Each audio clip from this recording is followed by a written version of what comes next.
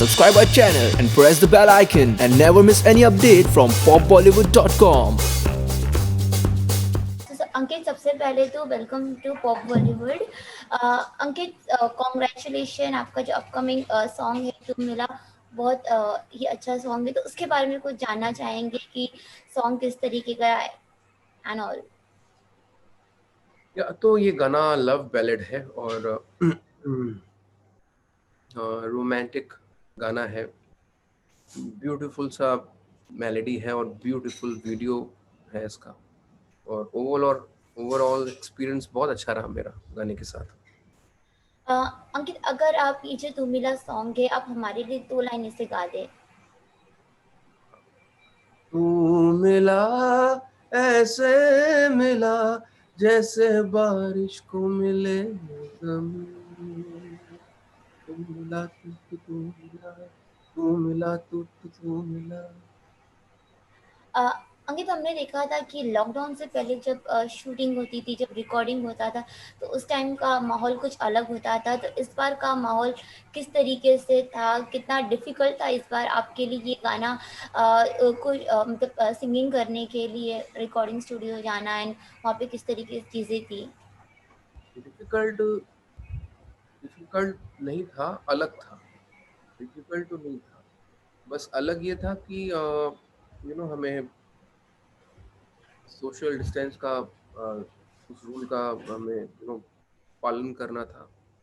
और हर एक चीज़ सैनिटाइज हो रही थी, इंक्लूडिंग हेडफोन, आना जाना, शूज़। और स्टूडियो में कम लोग थे, तो उस लिहाज से इस तरह से गाने पे हमने काम किया था। अंकित, किस तरीके का मेजर प्रिकॉशंस लिया गया था जब आप रिकॉर्डिंग वगैरह पे जाते थे? तो किस तरीके से इस वक्त लॉकडाउन के बाद में किस तरीके से सारी चीज़ें थी? एक्चुअली गाना हमने लॉकडाउन के पहले रिकॉर्ड किया था। ओके। ठीक है। तो वो चीज़ें हो रही थी, लॉकडाउन होगा, ऐसा होगा, वो न्यूज़ आ रही थी। तो हमारा प्रिकॉशन उतना था नहीं, क्योंकि इतना कुछ पता नहीं था। और हम नॉर्मली गाना रिकॉर्ड किया और यू नो आ गए। बाकी लॉकडाउन के दौरान जो काम, जितने भी काम हुए हैं, या जो भी लॉकडाउन के दौरान एक्चुअली काम नहीं हुआ, जो भी थोड़ा बहुत जो आना जाना रहा ना स्टूडियो में, ऐसा तो उसमें पिछले, अगर मैं कुछ वक्त की बात करूं, जब से अनलॉकडाउन अनाउंसमेंट हुई है, तो उसमें हम लोगों ने पूरे रूल्स के फॉलो किया है, हर एक रूल को फॉलो किया है। और ज़्यादा लोग नहीं होने चाहिए, डिस्टेंस पे लोग होने चाहिए, हर एक चीज़ सैनिटाइज है। जैसे हम लिरिक्स फ़ोन पे रखते थे, ताकि ऐसे ही देखें, कुछ छूना ना पड़े। तो ऐसी छोटी छोटी बहुत सारी चीज़ें हैं जिन पे हम लोगों ने ध्यान दिया। या मेरे जैसे और भी जितने म्यूजिशियन हैं जो स्टूडियो में जाके काम कर रहे हैं, हम सब ने फॉलो किए हैं जितने भी रूल्स हैं। अंकित, जब आपने ये सॉन्ग्स लाइक सुना कि किस तरीके से का सॉन्ग है, तो आपने फट से हाँ बोल दिया या फिर आपने थोड़ा टाइम लगाया? क्योंकि आप हमेशा, हमने देखा कि अंकित वही गाना गाते हैं जो हमेशा उनको दिल को छूता है। एक्चुअली गाना अच्छा था, और राज आशु कंपोजर, उनका कॉल आया मेरे पास, और उन्होंने मुझे बताया कि कैसा क्या गाना है, और मेरे को बेसिक कॉम्पोजिशन भेजा फ़ोन पे सुनने के लिए।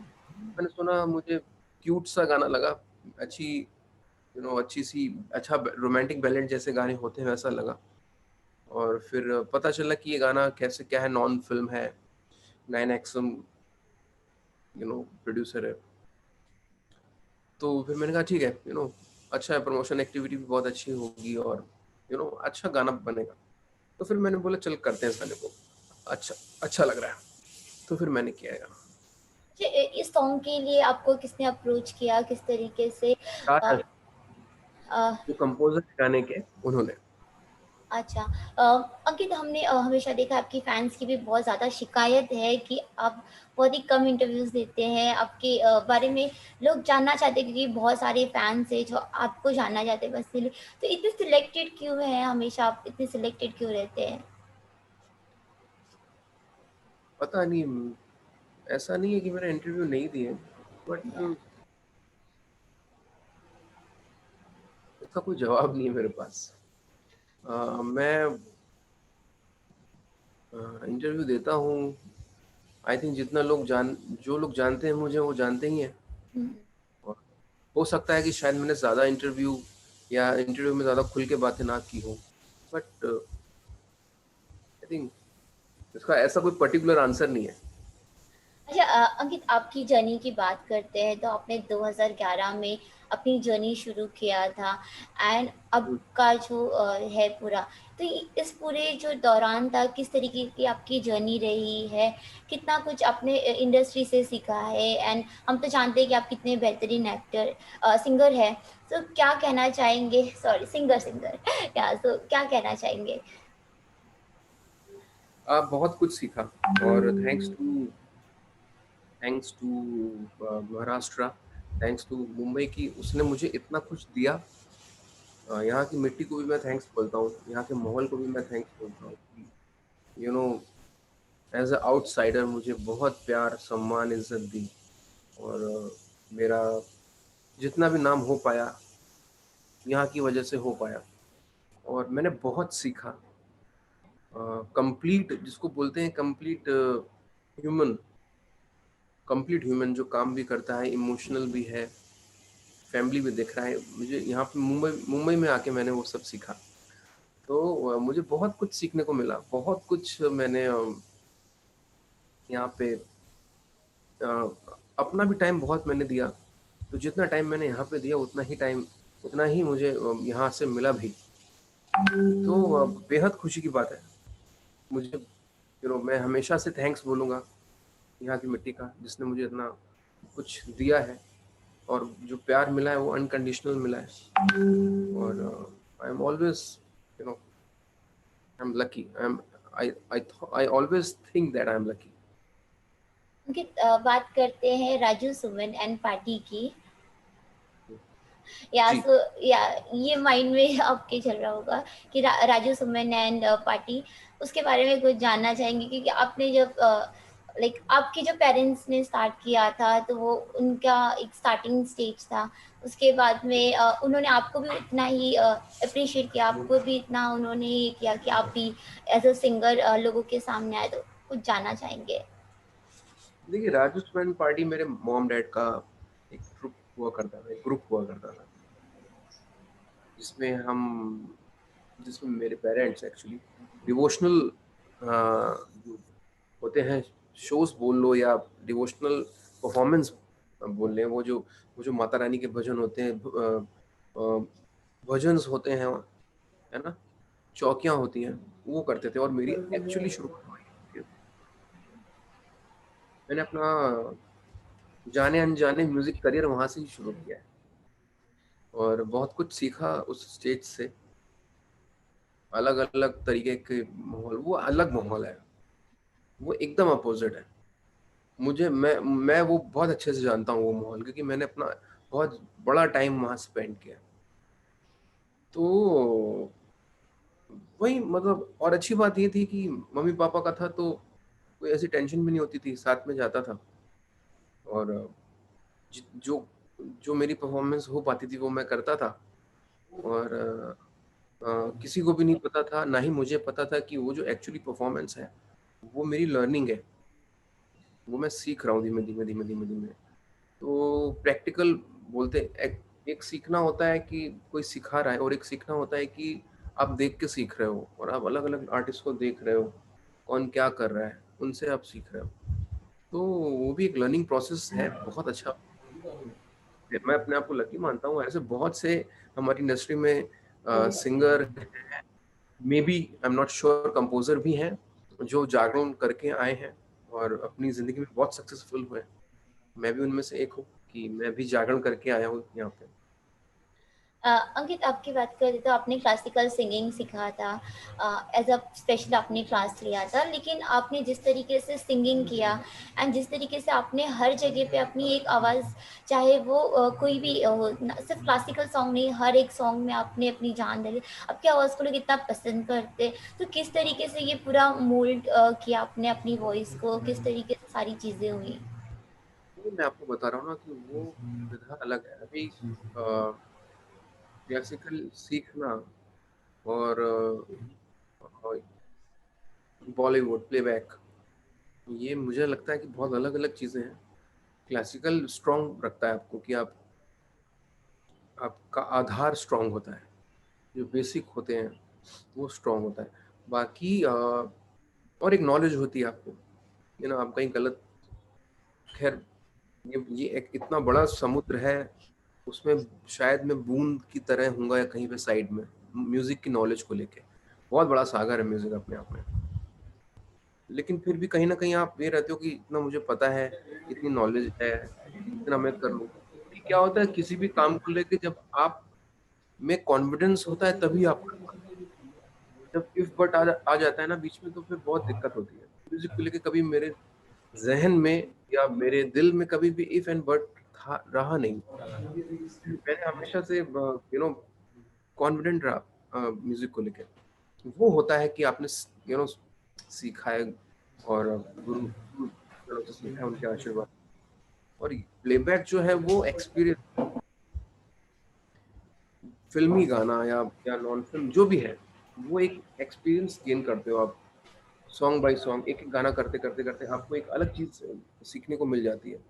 फिर आपका फिर वो महसूस करने वाली बात है। Playback, it's all about feel, it's all about आप क्या फील कर रहे हो, क्या महसूस कर रहे हो, उसको जहन में लेके, दिल में लेके माइक के सामने बस डिलीवर करना होता है।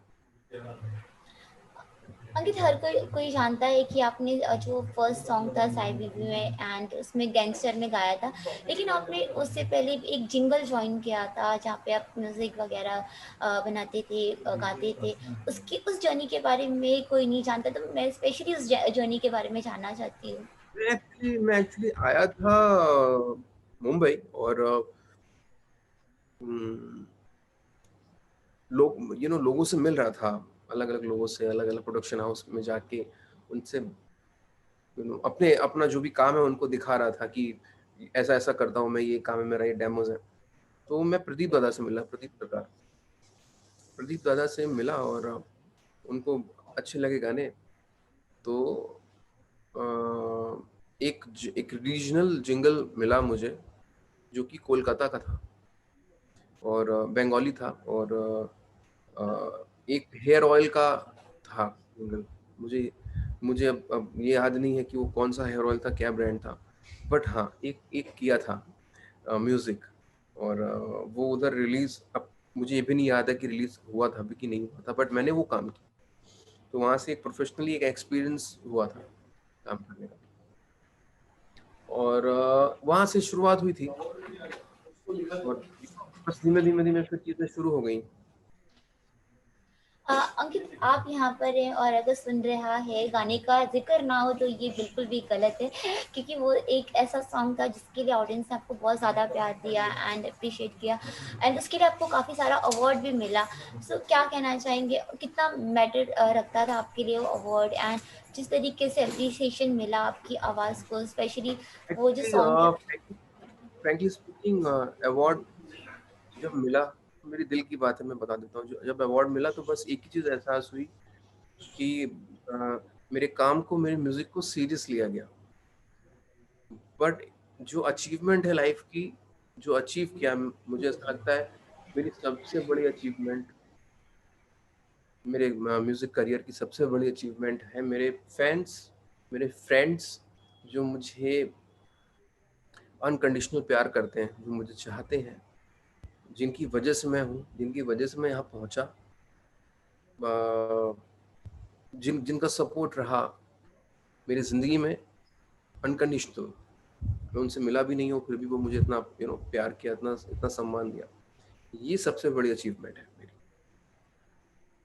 अंकित, अगर ये दो लाइन अगर ये सॉन्ग का आप हमारे लिए गा दें।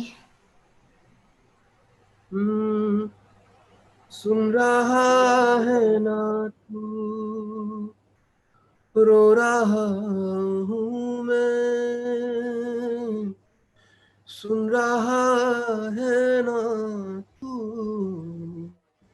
क्यों रो रहा हूँ मैं। अंकित, लास्टली फैंस से क्या कहना चाहेंगे? मैं ये बोलना चाहूँगा, प्लीज़ बी सेफ, अच्छे से रहें, अपना ख़्याल रखें, मास्क पहनें, बाहर जितनी ज़रूरत हो तभी जाएँ, अपना ख़्याल रखें, किसी की तबीयत ना बिगड़ जाए। और 2021 आई विश हम सबके लिए बहुत एक नई शुरुआत हो और हम लोग बैक टू रूटीन वापस से अपने जो जिसका रूटीन था वो वहाँ पे पहुँचे और वापस से ज़िंदगी, एक खूबसूरत ज़िंदगी हो हम सबकी और बहुत अच्छे से स्टार्ट करें सब कुछ। Thank you Ankit, thank you for joining us. Thank you so much, bye. Bye.